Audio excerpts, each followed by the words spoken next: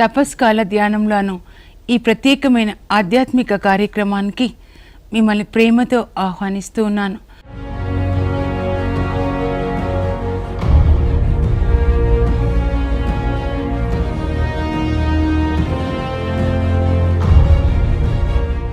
ఈ వాక్యం వింటుండగా దేవుని యొక్క ఆత్మ మీ మీదకి వచ్చి మీకు మంచి ఆరోగ్యాన్ని దయచేయనుగాక. యేసు ప్రభు సన్నిధి మీ కుటుంబాల్లో ఉండి మీకు శాంతి సమాధానాన్ని ఇచ్చునుగాక. మిమ్మల్ని దైవభీతి గల కుటుంబాలుగా, ప్రార్థించే కుటుంబాలుగా, దేవుని యొక్క వాక్య వెలుగులో నడిచే కుటుంబాలుగా, దేవుని రాజ్యాన్ని స్థాపించే కుటుంబాలుగా దేవుడు మీ కుటుంబాలని ఆశీర్వదించునుగాక. తపస్కాలం అంటే యుద్ధం చేయుటకు తర్ఫీదునిచ్చు కాలము, యుద్ధం చేయడానికి శిక్షణనిచ్చే కాలం అని చెప్పమ్మా అన్నారు. ఈ మాట నేను ఎప్పుడు వినలేదు, ఈరోజు ప్రత్యేకంగా చెప్పారనమాట. అప్పుడు ఎవరు యుద్ధం చేశారు, మరి ఎవరి గురించి చెప్పాలి అని అంటే బైబిల్లో చాలామంది యుద్ధ వీరులు ఉన్నారు. యేసు ప్రభు యుద్ధం చేశారు. దేవుని వాక్యం అనే ఖడ్గాన్ని తీసుకొని ఆయనతో ప్రారంభించి దావీదు ఎలా యుద్ధం చేశాడు, అలాగే మరి మోషే యుద్ధం చేశాడు, అనేక మంది రాజులు యుద్ధం చేశారు.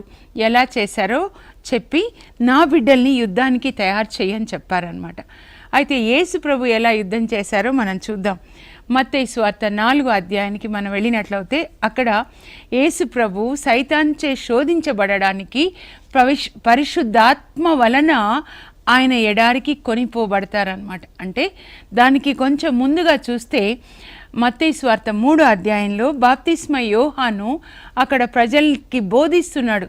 పాప క్షమాపణ మూలంన రక్షణ కలుగుతుంది, కనుక మీ పాపాలని ఒప్పుకోనండి, హృదయ పరివర్తన చెందండి అని ప్రజలకి బోధిస్తుంటే అనేక మంది ప్రజలు మరి గుంపులుగా వచ్చి వాళ్ళ పాపాలని ఒప్పుకుంటూ మరి యోర్దాను నదిలో బాప్తిస్మ యోహానుచే బాప్తిస్మం తీసుకుంటూ ఉన్నారు. అలా బాప్తిస్మం తీసుకుంటున్న సమయంలో యేసు ప్రభు కూడా 30 సంవత్సరాల వయసు అయిపోతుంది. వాళ్ళ అమ్మా నాన్నల దగ్గర సెలవు తీసుకొని, అమ్మా ఇప్పుడు నేను దేవుని పని చేయాలమ్మా, నన్ను వెళ్ళడానికి మీరు అనుమతించండి, ఆశీర్వదించండి అని వాళ్ళ అమ్మా నాన్న సెలవు తీసుకొని యేసు ప్రభు వస్తుంటేనే బాప్తిస్మ యోహాను ప్రజలకి చూపిస్తాడు. యేసు ప్రభుని చూపిస్తూ అంటాడు, ఇదిగో లోక పాపములను మోసుకొని పోవు దేవుని గొర్రెపిల్ల. అది యోహాను మరి ప్రజలకి యేసు ప్రభుని పరిచయం చేస్తూ వాడిన మొదటి మాట అన్నమాట. లోక పాపములను మోసుకొని పోవు దేవుని గొర్రెపిల్ల వస్తున్నాడని అని చెప్పి యేసు ప్రభు దగ్గరికి వస్తాడు. వచ్చి నాకు కూడా బాప్తిస్మం ఇవ్వవా యోహాను అని అడుగుతాడు. అప్పుడు బాప్తిస్మ యోహాను అంటారు, నేనా ప్రభువా, నేను మీకు బాప్తిస్మం ఇవ్వడం ఏంటి, నేనే మీ చేత బాప్తిస్మం పొందవలసిన వాడను కదా అన్నప్పుడు యేసు ప్రభు అంటారు, ఇప్పుడు ఇలా కానివ్వు, ఈ విధంగా జరుగుట వలన తండ్రి చిత్తం నెరవేరనివ్వు. ఇలా తండ్రి చిత్తమై ఉంది, నేను నీ దగ్గర బాప్తిస్మం తీసుకోవాలని యోహాను, కనుక నాకు బాప్తిస్మం ఇవ్వు అని యేసు ప్రభు యోర్దాను నదిలో దిగినప్పుడు అప్పుడు బాప్తిస్మ యోహాను యేసు ప్రభుకి బాప్తిస్మాన్ని ఇస్తారనమాట. అప్పుడు ఆయన బాప్తిస్మం తీసుకొని నీటి నుండి వెలుపలికి వచ్చి ప్రార్థించుచుండగా, ఇక్కడ లూకా 3:21 అలాగే మత్తయి 3:16 ఏం చెప్తుందంటే, యేసు ప్రభు బాప్తిస్మాన్ని తీసుకొని నీటి నుండి వెలుపలికి వచ్చి ప్రార్థించుచుండగా పరలోకం తెరవబడి పరిశుద్ధాత్మ పావురం రూపంలో యేసు ప్రభు తల మీద వచ్చి నిలబడతారు. అంటే ఆయన పరలోకం నుంచి పరిశుద్ధ ఆత్మ అభిషేకాన్ని పొందుతున్నాడు. అప్పుడు పరలోక తండ్రి పరలోకం నుండి అంటాడు, ఈయన నా ప్రియమైన కుమారుడు, ఇతని యందు నేను ఆనందిస్తున్నాను. చూడండి, యేసు ప్రభు ఇక్కడున్నారు శరీర రూపంలో, పరలోక తండ్రి పరలోకం నుంచి చెప్తున్నారు ఈయన నా ప్రియమైన కుమారుడు అని. పరిశుద్ధాత్మ పావురం రూపంలో యేసు ప్రభు మీదకి వచ్చారు. అంటే పరిశుద్ధాత్మ పావురం రూపంలో వచ్చారంటే పావురము పరిశుద్ధమైనది, చాలా పక్షులన్నిటిలో కూడా పవిత్రమైన పక్షి అన్నమాట. చాలా సాఫ్ట్, జెంటిల్, సున్నితమైనది. యేసు ప్రభు పొందిన అభిషేకము సున్నితమైన అభిషేకం అన్నమాట. చాలా ప్రేమ, కరుణ కలిగిన అభిషేకాన్ని ఆయన పొందాడు. కాబట్టి మనం కూడా ఈ నీళ్ళలో మునిగి బాప్తిస్మం తీసుకున్నప్పుడు, ఈ లోకం నుంచి బాప్తిస్మం తీసుకున్నప్పుడు పైన నుంచి కూడా బాప్తిస్మాన్ని పొందాలి. ఇప్పుడు పరిశుద్ధాత్మ వచ్చి యేసు ప్రభుతో ఉంటున్నారనమాట. ఉంటున్నప్పుడు ఏం జరిగిందంటే పరిశుద్ధాత్మ యేసు ప్రభుని ఎడారికి తీసుకొని వెళ్తారు. అక్కడ పరిశుద్ధాత్మ ఆయనకి తర్ఫీదునిస్తున్నారు. 40 దినములు 40 రాత్రులు యేసు ప్రభు అక్కడ ఉపవాసం చేస్తారు. అప్పుడు ఆయనకి ఆకలేస్తుంది. మోషే కూడా సినాయి పర్వతం మీద దేవుని సన్నిధిలో, పరిశుద్ధమైనటువంటి దేవుని సన్నిధిలో ఆయనని మేఘ రూపంలో, అగ్ని రూపంలో పరిశుద్ధాత్మ దేవుడు ఆవరించుండగా ఆయన కూడా 40 పగళ్ళు రాత్రులు ఉపవాసం చేస్తాడు. నిజానికి నేను చెప్తున్నాను అనుభవంతో, పరిశుద్ధాత్మతో మనము నింపబడినప్పుడు పరిశుద్ధాత్మ మన అన్నింటినీ కూడా కంట్రోల్ చేస్తాడు. మన ఆకలిని కంట్రోల్ చేస్తాడు, మన చూపులు, మన ఆలోచనలు, మన హృదయ కోరికలు, మన ప్రాణాత్మ శరీరాల్ని ఆయన కంట్రోల్ చేస్తాడు. ఆయన ఆధీనంలో ఉంటుంది. సో ఆయన ఆపాలనుకుంటే ఆకలి లేకుండా అలాగే ఆపేస్తాడనమాట. అసలు ఆకలి అనేది తెలీదు. ఈ 40 దినములు యేసు ప్రభు ఉపవాసంతో ప్రార్థించిన తరువాత ఏం జరుగుతుంది? పరిశుద్ధాత్మ ఉన్నారంటే ఆయన మన ద్వారా ఆయన దేవునికి ప్రార్థన చేస్తారు, విజ్ఞాపన చేస్తారు. రోమా 8:26లో మనం బలహీనులమై ఉండగా మనం ఎలా ప్రార్థించాలో మనకి తెలియనప్పుడు పరిశుద్ధాత్మ మన ద్వారా దేవునికి ప్రార్థన చేస్తారు, మనకి సహాయపడతారు అని ఉంటుంది. ఈ 40 దినములు ఉపవాసం అయిపోయింది. 41వ రోజు వచ్చింది. అప్పుడు యేసు ప్రభు చాలా ఆకలిగా ఉన్నారు, శరీరానికి ఆకలేస్తుంది. అప్పుడు సైతాను వచ్చి యేసు ప్రభుని శోధిస్తూ ఉంటాడు. 3 శోధనలని సైతాను యేసు ప్రభుకి తీసుకొని వస్తాడనమాట. మొదటి శోధన ఏంటో చూడండి. అక్కడ ప్రభుకి ఆకలేస్తుంది అనమాట.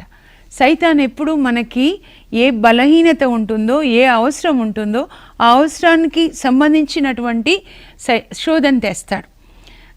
సైతాన్ వచ్చేస్తాడు యేసు ప్రభు దగ్గరికి.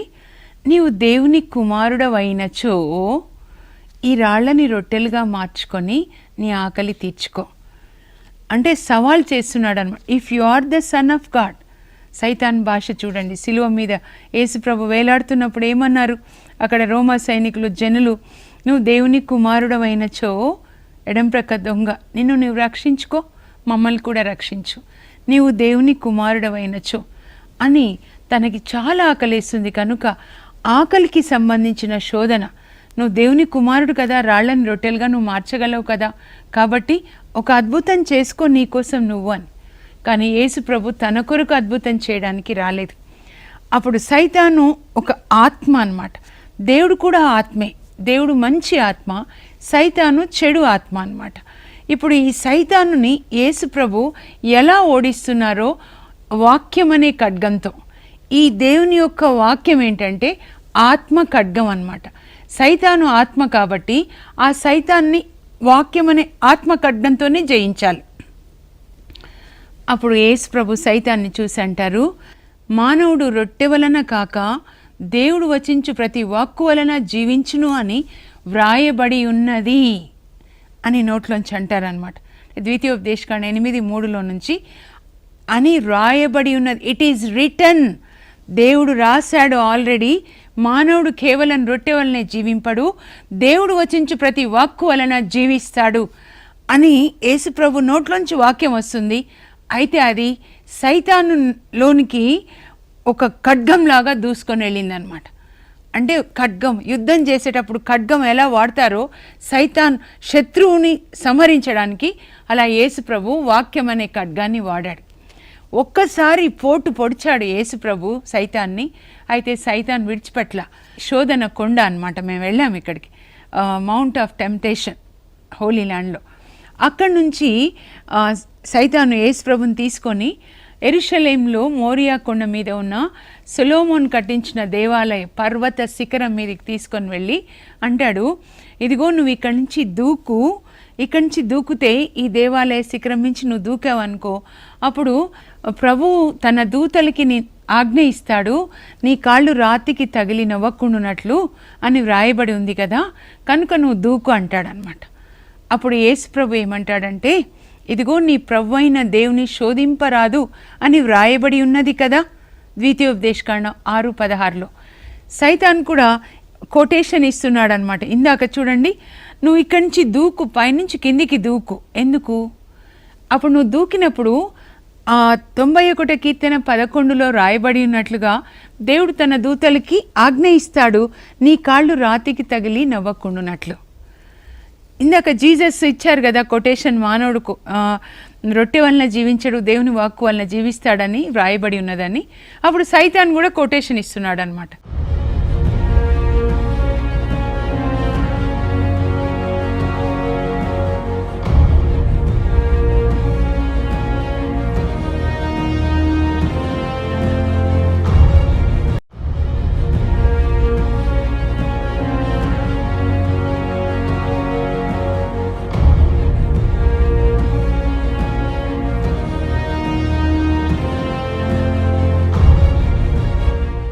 ఇప్పుడు రెండో శోధన దూకం అని అంటే యేసు ప్రభు ఏమన్నారంటే, నీ ప్రభు అయిన దేవుని శోధింపరాదు అని వ్రాయబడి ఉన్నది అని యేసు ప్రభు రెండో పోటు పొడుస్తారనమాట.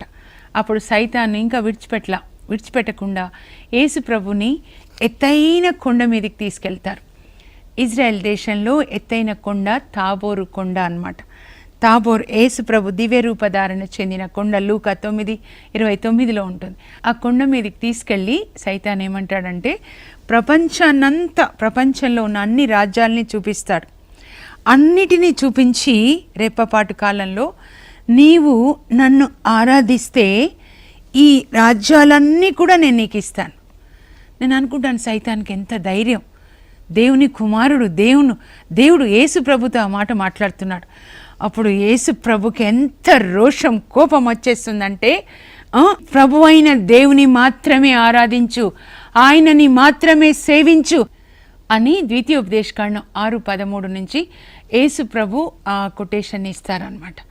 మూడోసారి యేసు ప్రభు వాక్యాన్ని వాడినప్పుడు, వ్రాయబడి ఉన్నది అని చెప్పినప్పుడు, మూడోసారి ఆ యేసు ప్రభు ఖడ్గంతో సైతాన్ని పొడి చేశారు. ఇంకా ఓడిపోయాడు, శక్తి లేదు. అప్పుడు సైతాను వెళ్ళిపోతాడు. ఎప్పుడైతే చీపో సైతాను అంటారు యేసు ప్రభు, అప్పుడు సైతాను వెడలిపోగా దేవదూతలు పరలోకం నుంచి వచ్చి యేసు ప్రభుకి పరిచర్యలు చేస్తారనమాట. పరలోక తండ్రి చూస్తాడు, చూసి శబాష్, నా కొడుకు గెలిచాడు, వాక్యం ద్వారా గెలిచాడు, సైతాన్ని ఓడించాడు అని చెప్పి తన దూతల్ని పంపిస్తారనమాట, సహాయం చేయడానికి, పరిచర్య చేయడానికి. ఇప్పుడు ఈ 3 శోధనలు, మనకు కూడా 3 రకాల శోధనలు వస్తాయి. ఈ లోకంలో మనిషి శరీరంలో ఉన్నంత కాలము శరీరం ఒక శత్రువుగా ఉంటుంది. దేవునికి అయిష్టమైనవి మనతో చేయించాలని, అలాగే శరీరము, లోకము, సైతాన్, ఈ 3 శత్రువులని మనలో ఉన్న ఆత్మ గెలవాలన్నమాట. శరీరము, అలాగే లోకము, సైతాన్. మరి ఈ శరీరమే శత్రువు అయితే ఎవరికి శరీరం శత్రువు? నేను దేవుని అడుగుతున్నాను, ఎలా చెప్పాలి ప్రభు అని చెప్పి. ప్రతిదీ నేను అడుగుతాను ప్రభుని, ఎందుకంటే నేను టీచర్గా పనిచేశాను, బయాలజీ టీచర్గా 17 సంవత్సరాల తర్వాత ప్రభు బైబిల్ టీచర్గా పిలిచారు. అప్పుడు కూడా నేను ప్రతి చిన్నదానికి ఎలా చెప్పాలి పిల్లలకి అని చిన్నవి తీసుకెళ్తాను అనమాట. శరీరము శత్రువు ఎవరికి? నాకు. నా శరీరము నాకు శత్రువు. నేనెవరు మరి? నేను ఒక ఆత్మ అన్నమాట. చూడండి, సామెతలు 20:27లో ప్రభు చెప్తారు, మనలోని అంతరాత్మ దేవుడు పెట్టిన దీపం. మనం యాక్చువల్గా ఆత్మ. దేవుడు మనల్ని పరలోకంలో ఆత్మలాగా సృజించి, ఈ ఆత్మని పరిశుద్ధ ఆత్మదేవుడు అమ్మ కడుపులోనికి తీసుకెళ్ళి, అమ్మ కడుపులో 9 నెలలు 10 రోజులు ఈ ఆత్మ చుట్టూ శరీరాన్ని చుడతాడనమాట.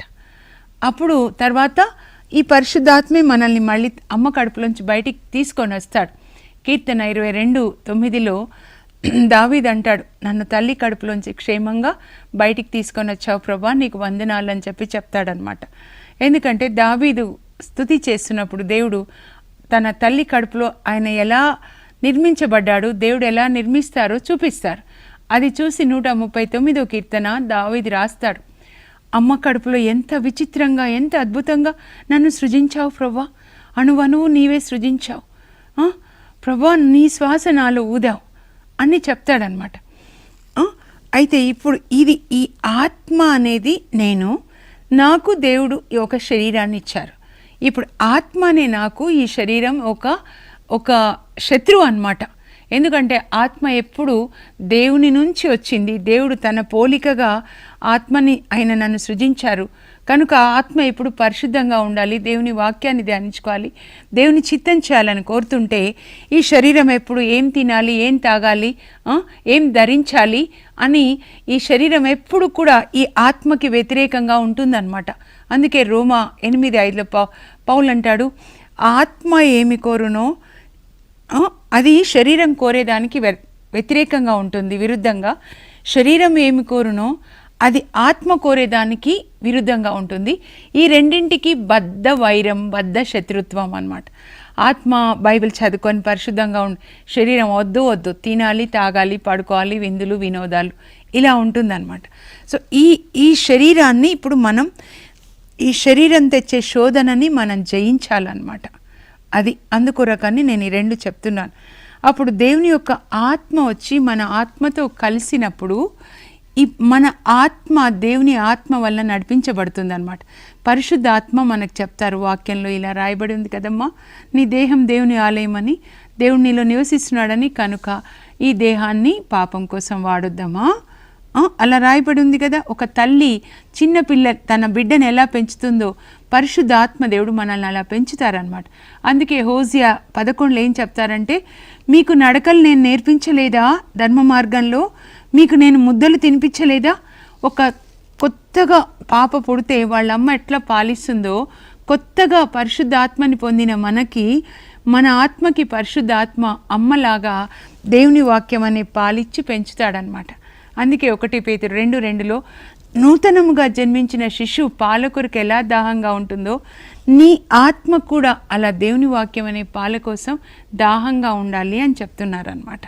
అర్థమైంది కదా ఇప్పుడు. అందుకే రోమా 8:14 పౌలు అంటాడు, దేవుని ఆత్మ వలన నడపబడువారు దేవుని బిడ్డలు. ఎవరి యందు క్రీస్తు ఆత్మ, ఈ పరిశుద్ధాత్మ క్రీస్తు ఆత్మ తండ్రి ఆత్మ. ఎందుకంటే ఇది తండ్రి నుంచి వచ్చింది, క్రీస్తు నుంచి వచ్చిన ఆత్మ. క్రీస్తు ఆత్మ ఎవరి యందు లేదో వాళ్ళు దేవునికి చెందిన వాళ్ళు కాదు. నీ ఆత్మలో క్రీస్తు ఆత్మ ఉండాలి. అప్పుడు పరిశుద్ధాత్మ నీ ఆత్మ మీద ముద్ర వేస్తారు, యేసు ప్రభు బిడ్డ అని, దేవుని బిడ్డ అని. పరిశుద్ధాత్మ ఇక్కడ కలవగానే పరలోకంలో వెళ్ళి జీవగ్రంథంలో నీ పేరు రాస్తారు. అక్కడ నుంచి దేవుని చిత్తం వచ్చి నీకు చెప్తారు, నువ్వు ఇలా చేయాలి. నువ్వు ప్రార్థించినప్పుడు నీ ప్రార్థన అక్కడ తీసుకెళ్తారు. అందువలన పరిశుద్ధాత్మతో నడపబడిన వాళ్ళు దేవుని యొక్క బిడ్డలు అని రోమా 8:14 పౌలు చెప్తూ ఉన్నాడు అనమాట. శరీరాన్ని గురించి ఇప్పుడు చెప్పాను కదా, 3 శోధనలు నేను మీకు చెప్తున్నాను. మొదటి శోధన సైతాన్ ఎప్పుడు తీసుకొని వచ్చేది ఏంటంటే మన శరీరానికి సంబంధించిన శోధన. నువ్వు తిను, ఈ రాళ్ళు రొట్టెలుగా చేసుకున్నాను. కానీ యేసు ప్రభు వాక్యం ద్వారా సైతాన్కి జవాబిస్తారనమాట. ఇదే యుద్ధం, సైతాన్తో యుద్ధం. ఎప్పుడు వాడు ఇక్కడ ఆలోచనలో మాట్లాడుతూ ఉంటాడు. అప్పుడు మీరు కూడా ఈ వాక్యంలోంచి సైతాన్కి జవాబు చెప్పాలి. అర్థమవుతుందా? ఇప్పుడు నువ్వు తాగు అని అన్నాడు అనుకోండి, సీసా తీసుకొని తాగు అని. అప్పుడు మీరేం చెప్పాలి? ఎఫీసీ 5:18 మీరు మద్యపానంతో మత్తిల్లకండి, అది మిమ్మల్ని నాశనం చేస్తుంది అని వ్రాయబడి ఉన్నది, కనుక నేను త్రాగను అని వ్రాయబడి ఉన్నది. It is return.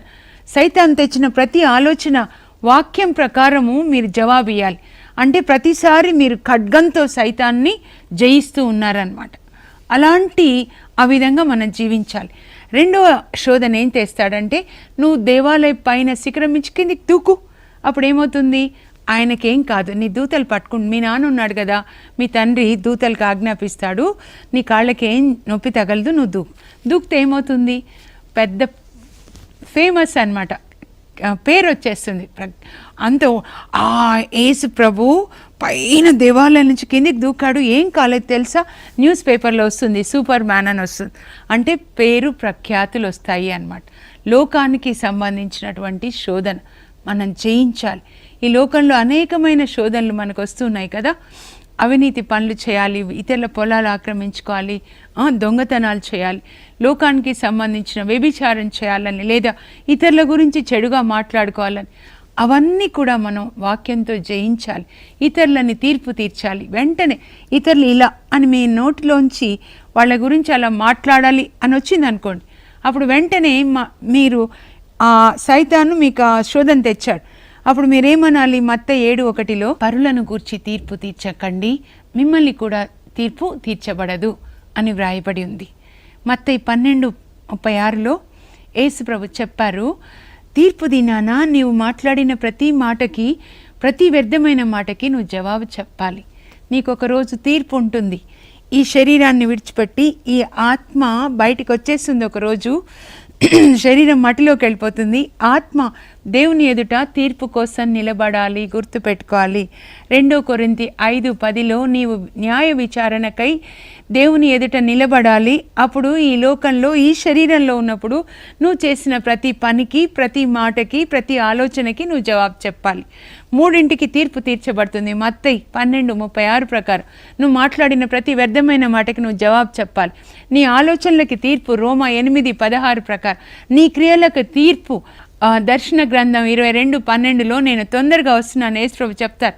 నువ్వు చేసిన ప్రతి పనికి నేను ప్రతి పనికి నేను బహుమానాన్ని తీసుకొని వస్తున్నాను అని ఉంటుంది అనమాట. అది మనం గుర్తుపెట్టుకోవాలి. లోకాన్ని జయించాలి. శరీరం లోకం అయిపోయింది. 3వది సైతాన్ని జయించాలి. సైతానికి సంబంధించిన శోధనలని జయించాలి. సైతాను ఎవరు? నేనేం చెప్పాలి ప్రభు అని అడుగుతున్నాను. వాడు పాపి అయి ఉన్నాడు. ఆది నుండి కూడా వాడు పాపి. వాడు దొంగిలించడానికి వచ్చాడు.